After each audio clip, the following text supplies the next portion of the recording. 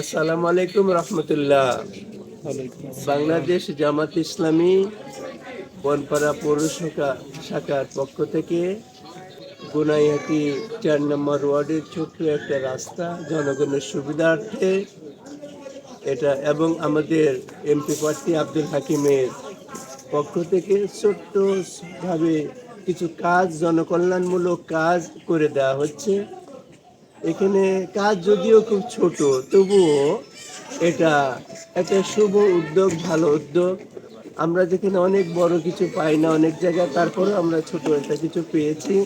এর মাধ্যমে এই এলাকার লোকজনের কিছুটা কল্যাণ হলেও এই কল্যাণের অংশীদারি এলাকার লোকজন সহ সবাই।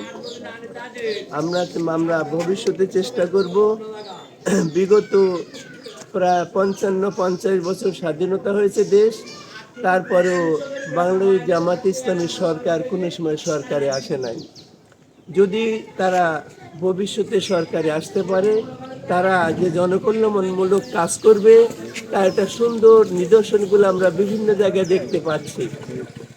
এবং আমরা দেখতে পাচ্ছি যে আসলে আমাদের প্রতি জনগণের প্রচুর আগ্রহ, তাদের সম্মান এবং আমাদের যে সহযোগিতা পাচ্ছি, এতে আমরা আশা করতেছি যে আগামীতে বাংলাদেশ জামাত ইসলামী এদেশে ক্ষমতা আসার একটা দ্বার প্রান্তে আছে বলে আমরা মনে করছি।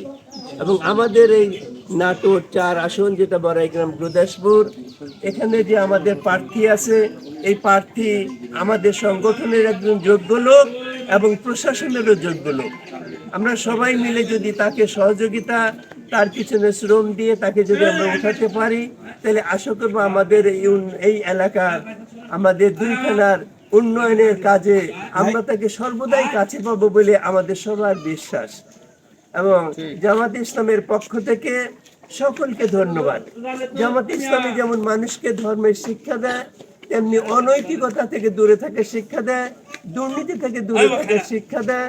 এবং বাংলাদেশ জামাত ইসলামী একমাত্র দল যারা ধর্মীয় এবং রাজনৈতিক এবং সামাজিক সব কাজের সমন্বয় তারা করে থাকে। এরকম আপনারা, আমাদের 2টা মন্ত্রী ছিল, 2টা মন্ত্রীর ইতিহাস আপনারা জানেন। আমাদের আব্দুল হাকিম 3 বার কাউন্সিলর ছিল মালিপাড়ার, তার ইতিহাস আপনারা জানেন। সে ভাইস চেয়ারম্যান ছিল, তার ইতিহাস আপনারা জানেন। সে ভারপ্রাপ্ত চেয়ারম্যান ছিল, তার ইতিহাস আপনারা জানেন। এই সকল দিক দিয়ে আব্দুল হাকিমকে আমাদের একটা সম্পদ মনে করতে পারি আমরা। এই সম্পদকে রক্ষা করার এবং তাকে এগিয়ে নেওয়ার জন্য আপামর সমস্ত জনগণ, পুরো হিন্দু, মুসলিম, বৌদ্ধ, খ্রিস্টান, নারী, পুরুষ সকলকে আমি আহ্বান করছি, আপনারা আমাদের এই সম্পদকে আমাদের কাজ করার সুযোগ করে দিন। তাহলে দেখবেন আমরা তার মাধ্যমে অনেক কল্যাণ পাবো বলে আমাদের বিশ্বাস।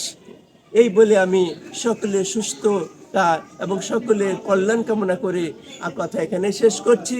এবং এই রাস্তাটা ভবিষ্যতের জন্য আরো সুন্দর হয়, এটা সবাই আমরা চেষ্টা করবো ইনশাআল্লাহ। আসসালামু আলাইকুম রহমতুল্লাহ।